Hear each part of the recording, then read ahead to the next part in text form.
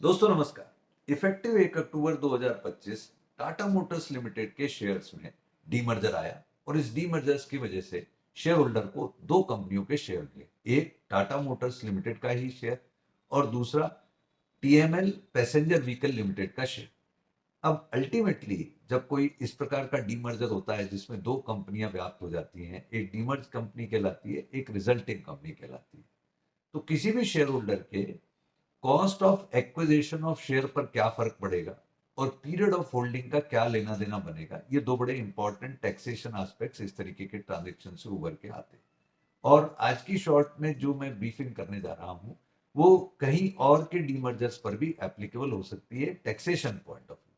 तो पहली बात तो ये समझिए कि इनकम टैक्स पर्सपेक्टिव से डीमर्जर एक टैक्सेबल इवेंट नहीं है, यानी शेयर होल्डर्स की सेहत पर इस प्रकार के डीमर्जर से कोई taxation impact income tax return point of view सीधे सीधे नहीं आता। परंतु हाँ, ये इवेंट तो टैक्सेबल इवेंट नहीं है। यानी अगर मेरे पास टाटा मोटर्स लिमिटेड के 100 शेयर थे और उसके बदले अब मेरे पास टाटा मोटर लिमिटेड के 100 शेयर और 100 शेयर ही टीएमएल पैसेंजर व्हीकल लिमिटेड के आ जाते हैं, तो मुझे इनकम टैक्स पर्सपेक्टिव से कोई दिक्कत नहीं है। लेकिन मेरे जो ओरिजिनल 100 शेयर थे टाटा मोटर्स लिमिटेड के, मान लीजिए उनकी पर शेयर कॉस्टिंग थी 100 रुपए। वो शेयर की जो मेरी कॉस्टिंग थी उसके दो ब्रेकअप हो जाएंगे एज पर कंपनी कम्युनिकेशन। उसमें से 31 रुपए 15 पैसे का शेयर तो माना जाएगा, परसेंटेज टर्म में भी यही होगा कि जैसे किसी के मान लीजिए 200 रुपए का शेयर है तो वो 31.15% कर ले। कि 100 रुपए की यदि शेयर की कॉस्टिंग थी तो उसमें से 31.15% 31.15% तो आपके शेयर की कॉस्ट हो जाएगी, 31 रुपए 15 पैसे शेयर की कॉस्ट हो जाएगी टाटा मोटर्स लिमिटेड के शेयर की कॉस्ट। और बाकी के जो 68.85 रुपीज हो गए वो टीएमएल पैसेंजर व्हीकल लिमिटेड के आपके शेयर की कॉस्ट हो जाएगी।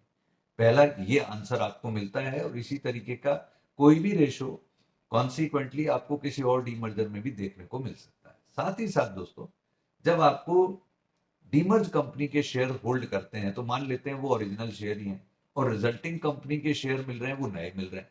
तो इन रिजल्टिंग कंपनी के शेयर जो नए मिलते हैं उनका पीरियड ऑफ होल्डिंग क्या माना जाएगा?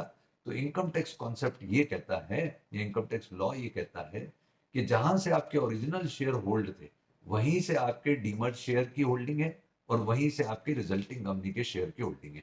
यानी आपकी पीरियड ऑफ होल्डिंग भी ब्रेक नहीं होती, वो भी उसी प्रकार बनी रहती है जहां से ओरिजिनल शेयर होल्ड किए थे। तो आई होप ये टैक्सेशन क्लैरिटी बहुत सारे शेयर होल्डर्स को जिनका टाटा मोटर्स में इस तरीके का ट्रांजेक्शन हुआ उन्हें क्लैरिटी देगा और उन्हें अपनी प्लानिंग करने में मदद देगा। Thank you. जय हिंद।